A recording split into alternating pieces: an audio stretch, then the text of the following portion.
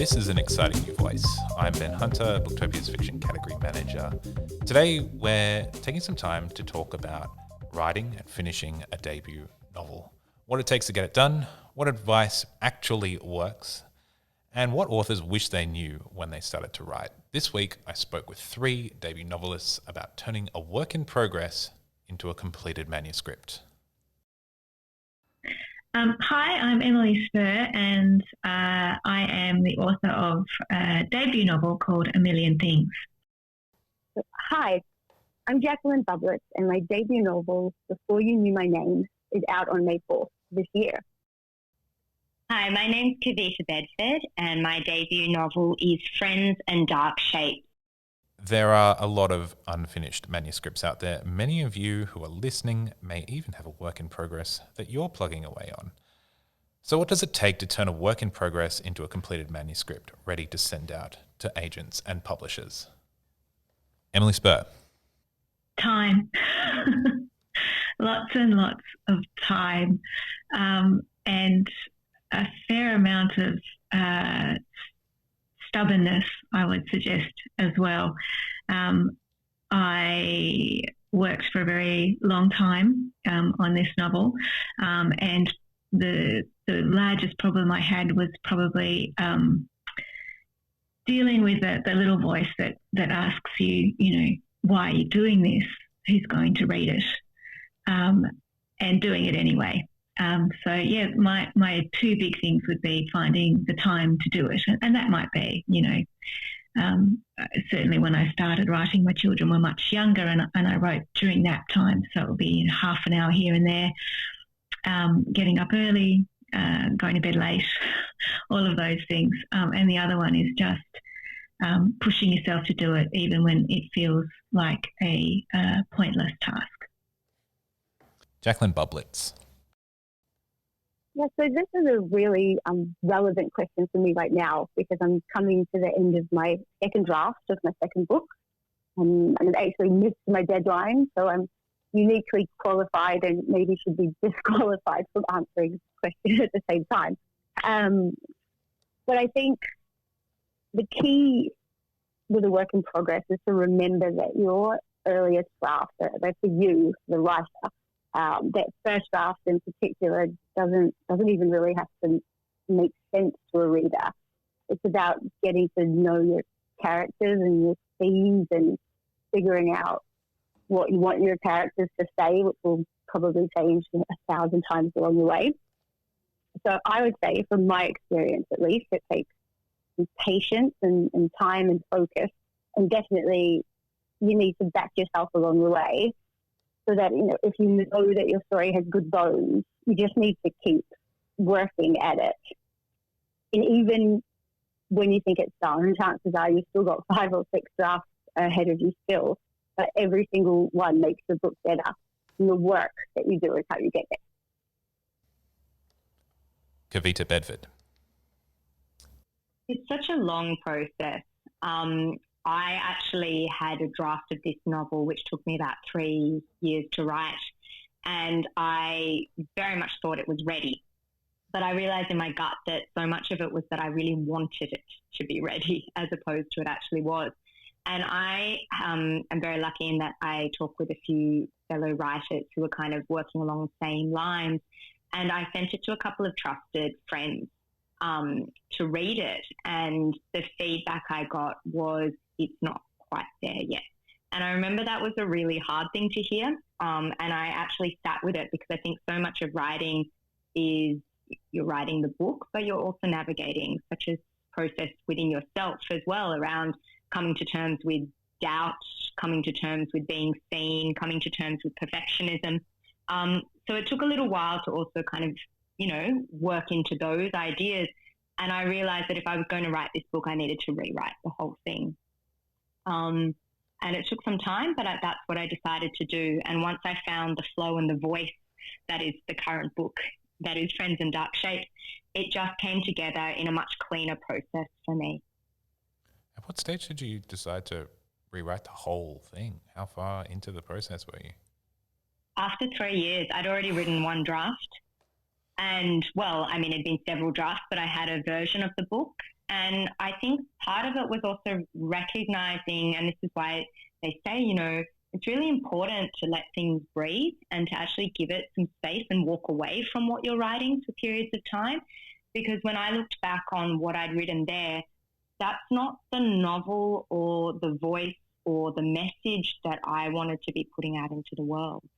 And actually having that space to breathe and work out once again what the central point of this novel was, made it come together in a way that galvanized me, and it gave it sense as well. And although it was really hard, I mean, there were a lot of tears, it was also a process that started to make a lot more sense when I worked out the sort of kernel of or the message that I really wanted to be conveying. When you were sharing the book with trusted readers, or the draft, I should say, were they begging for it, or were you begging for them to read it, or was it halfway in between? I was part of a really beautiful program that I did overseas many years ago called Under the Volcano. And there I met some young women actually who were all kind of at similar stages of writing to me. And I hadn't had that before. And they were from all around the world. And we kept in touch over, now it's been 7 years. And we kept sharing our work with each other as well as getting mentors to look at it. But so much of it was actually having this kind of collective of young women who were trying to navigate own writing journeys, but also own questioning of the world. And again, that question of what we wanted to be putting out. So for me, I think there was this really beautiful synergy where we were sharing each other's work.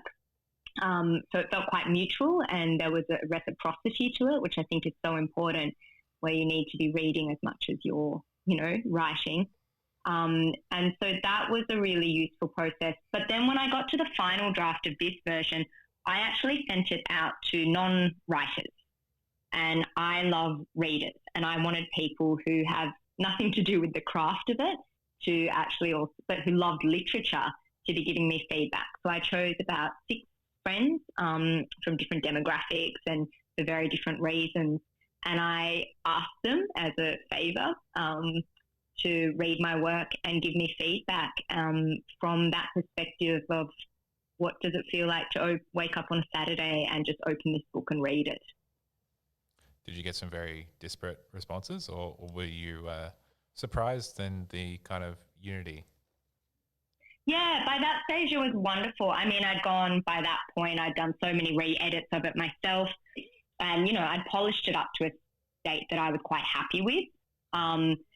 And one of the things that was really fantastic for me was to send it to men and women and to hear what they felt and to feel that it was actually a novel for everyone. That was a sort of really wonderful thing, and also to get different age perspectives on it. What I've noticed with this novel is definitely dependent on ages, or not even age, but just perhaps where you're placed in life. Different things come out. So I've noticed a lot for younger people, it's very much about the share house dynamics and navigating, Sydney or nightlife, or issues of, online dating, or that kind of impermanency of contract work and what it feels like, where we've kind of done away with unions. And so much of the work is also about class and about these social structures. So I found that really seemed to have a wide appeal to a lot of the sort of younger demographic. But then what was also interesting was not age specific, but people who have lost really connected with the grief part. And I think also getting those sorts of feedback around what elements around grief and loss people were at. I've been receiving a lot of really beautiful messages. And then for some people, it was depending on where they're at in living in a city. Either they've moved out or they're still living in one. Some people were saying it suddenly made them want to live in Sydney, and others were saying it made them want to leave Sydney. If you've been on a scroll through Bookstagram lately, I'm sure you've seen a lot of advice, writing tips, writing programs, courses, getaways, books teaching you how to write a book. It's easy to get lost in a sea of advice, but what advice should you actually follow? What actually works? Jacqueline Bublitz again. So for piece of advice was in an article in The Guardian the other day, and it was about how the first sentence of a book should rip the reader's heart out and destroy your soul and all of such things. And I might have taken that kind of thing seriously before going through this experience, but now you look at that and think, no, the first sentence of the novel just needs to start the book. It needs to make sense. It needs to be good, but you're not right. If you set out to rip somebody's heart out from the very first sentence, you've got a long road ahead of you as a writer. You have to let your first draft be shitty. And I don't know if I can say shitty right now, so that's what she calls it. So she says, you need to have a shitty first draft before you can go any further. So I think that ties into my prior answer about how do you turn a work of progress into something you're ready to share. But why it was important to me to let my first draft be bad was because when I first started writing, there would be this disconnect between the quality that was in my head and then what I could actually get down onto the page. And I would get really frustrated and give up because I felt like I was wasting my time if I wasn't writing, the perfect paragraph every time I sat down. And so, and what taught me, and obviously lots of people, it wasn't a personal lesson, that you need to leave behind the idea of perfection and just get your story out, and you'll have plenty of time to refine your sentences and your beats of the story. And for a lot of people, I think you'll have a lot of time to meet your very own high standards about what you expect a book to be. So if I just sum that up and let it be bad at the start, let your book be nonsense and white rubbish, because not even your favourite book came out perfectly formed. And what you don't want to do is be so busy editing yourself off the page that there's nothing left at the end of the day. Is that a struggle, the inclination to edit? That's certainly... Oh, my goodness, yes. Yeah, even if I try and write an email, I find self-editing can take up a lot of the emailing time.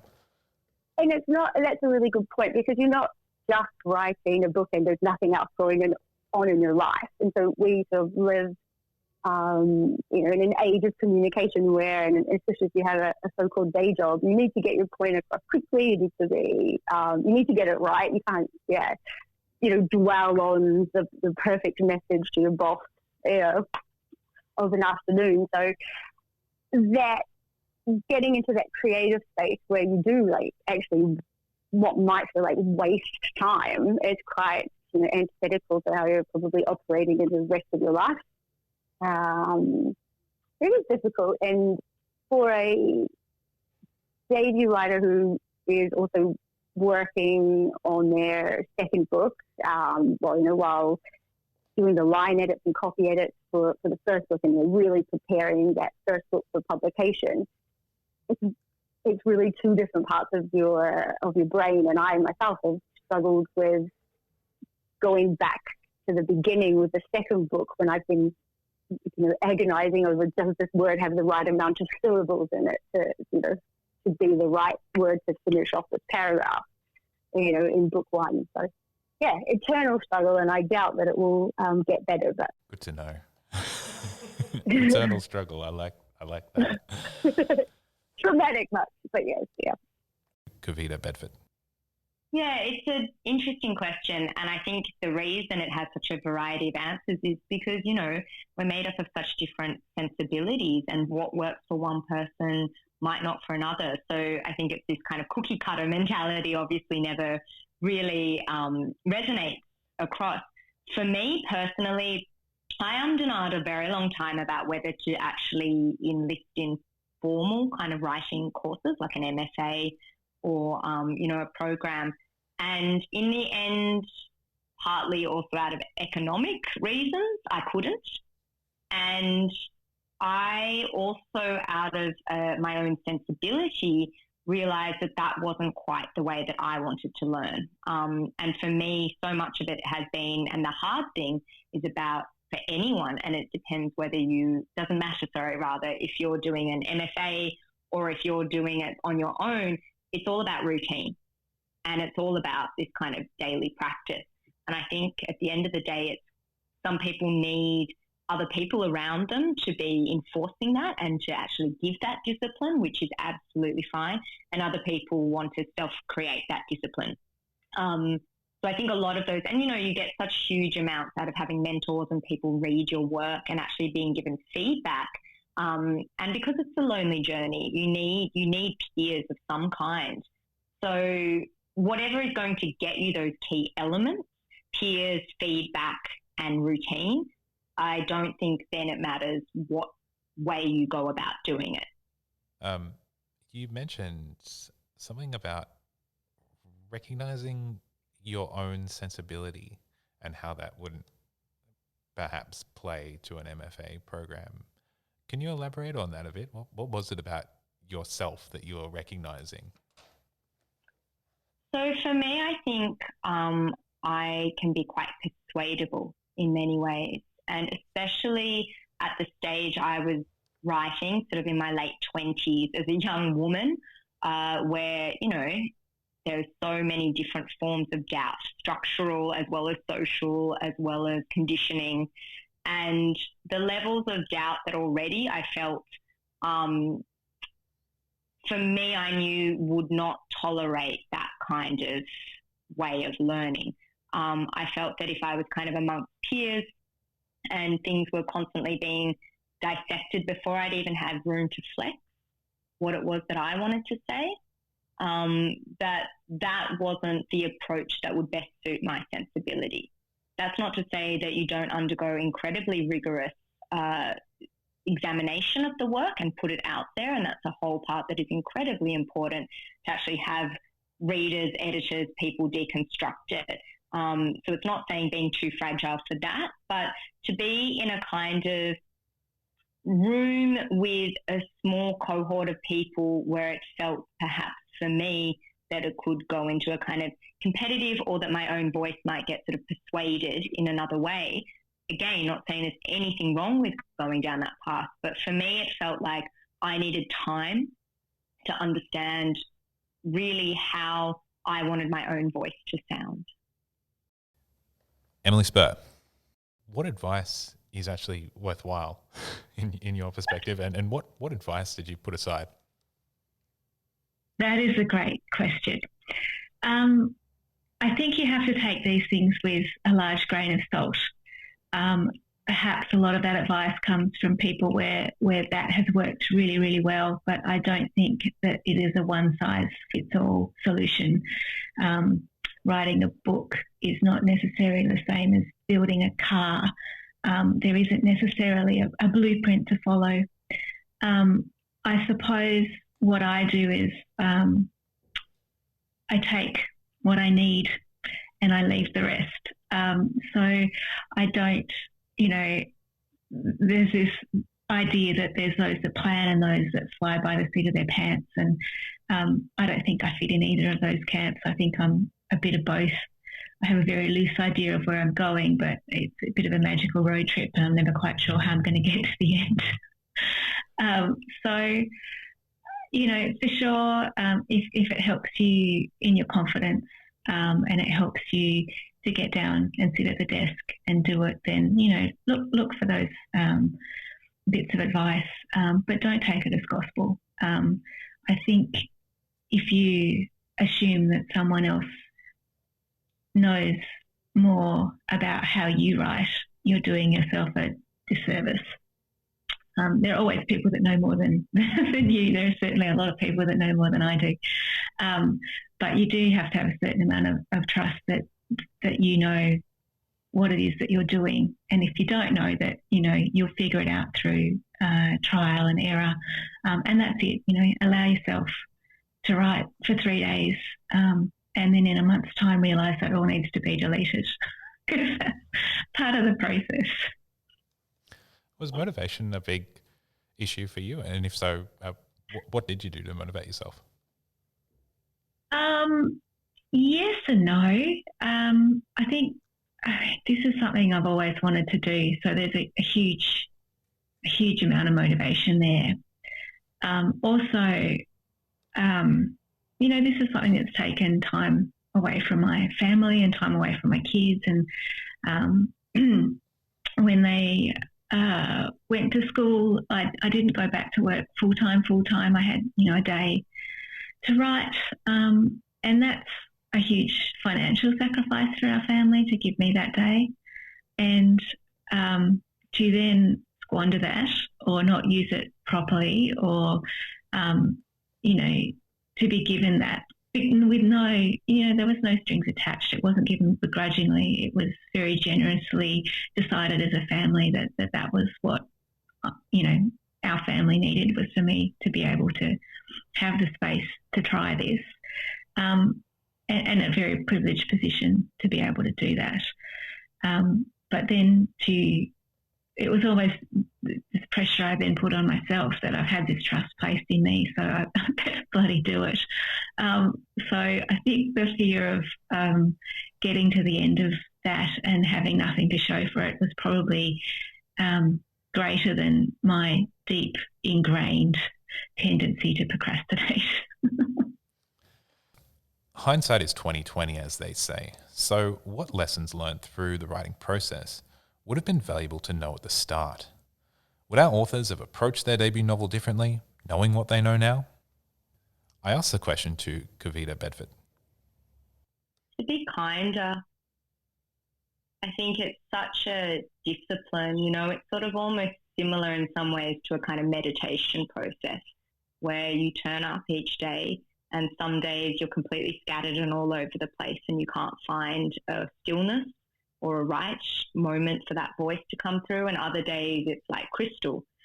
But to judge each time and to self-flagellate and to go through all of those things, which I know are also just part of it, but to actually recognise that we've kind of got to work from an abundance model, and it is important to honour and to actually sort of self-congratulate and to find the space in this craft, if it's what you really want to be doing with your life, to also enjoy the small moments and to take notice and observe, because that's really what we're doing in writing. We're kind of offering up a slice of life to other people and to ourselves. And it's important, I think, within that to be in the stillness, be in the moment and honour what comes up and not go down a path of too much self-criticism.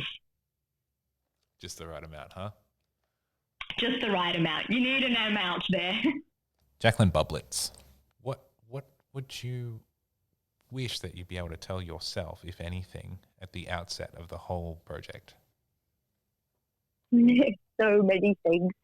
But one that comes to mind in terms of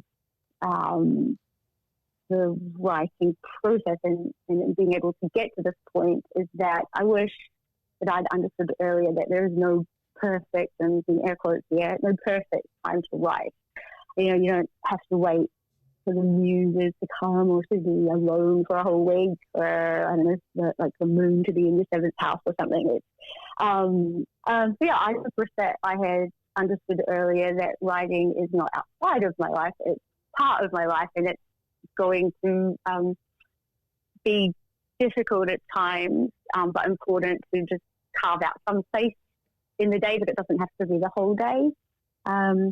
So that is my biggest lesson, because it means that I would have probably finished before you knew my name quite a lot earlier, because I took 6 years on that one, and I've been able to turn around 2 drafts of my second book in less than 12 months. So there's something in that. Yeah, I mean, maybe a pandemic helps, if we can say.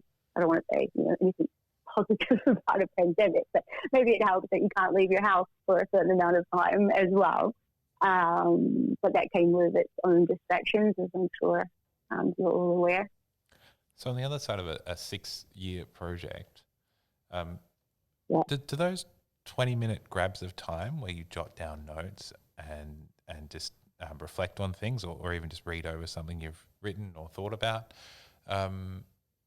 do they add up? Do they make a dent in the end? They do, and I think it's not just the words on the page. It's important to do that, and I would encourage people to set little goals for themselves. But it's because when you take that little bit of time, something starts, marinating is usually the word I use in your head. And you'll find when you're doing something else that your characters will, start having lives of their own because you've given them a little bit of space to play, which makes it sound a bit creepy, but I think you know what I mean. It's not just that 20 minutes isn't just about what you get down on the page, because it's not probably going to be, high quality when you're just taking time, but it's making space for those characters or those themes to sort of take on a life of their own. Emily Spurr, if you were to give yourself any advice at the outset of trying to do this, what do you wish you would know then that you know now? Wow. I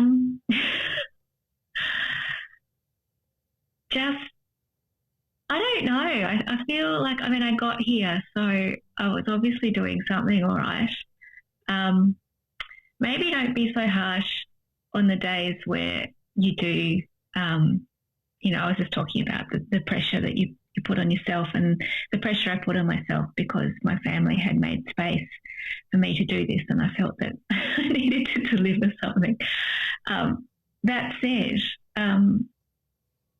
procrastination in and of itself is not a bad thing. Giving yourself the space to let your subconscious do its thing, staring out the window, realising that you've, just wasted half a day playing around with a sentence. All of those things are valuable.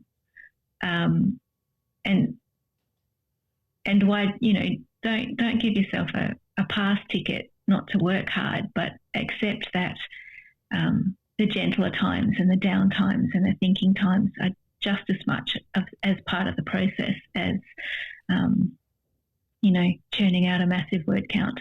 And the days where maybe you sat down and did 500 words, in the grand scheme of things, can be the most pivotal days.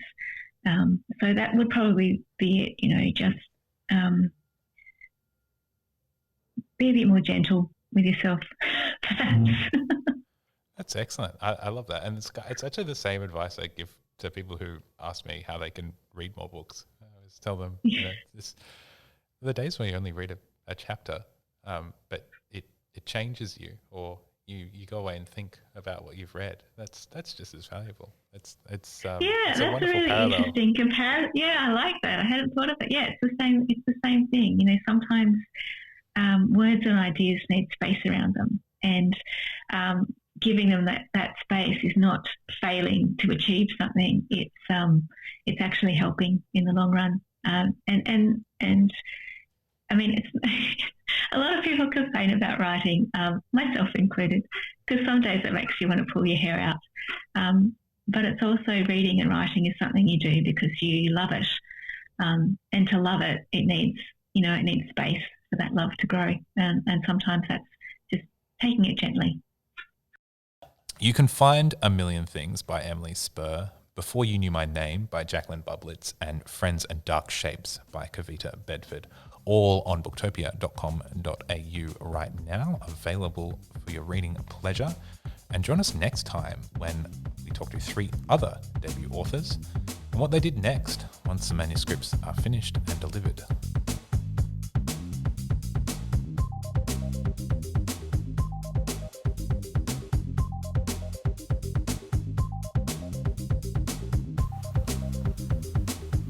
Thank you for listening to the Booktopia podcast channel. Don't forget, you can subscribe to us on SoundCloud and iTunes for free and get access to hundreds of author discussions, book analysis pieces, and more. Or, if your eyes need a workout, head to Booktopia TV on YouTube. Don't forget, for all books featured in this podcast and for access to a whole bunch of other fun content on our blog, head to Booktopia, Australia's local bookstore, at booktopia.com.au.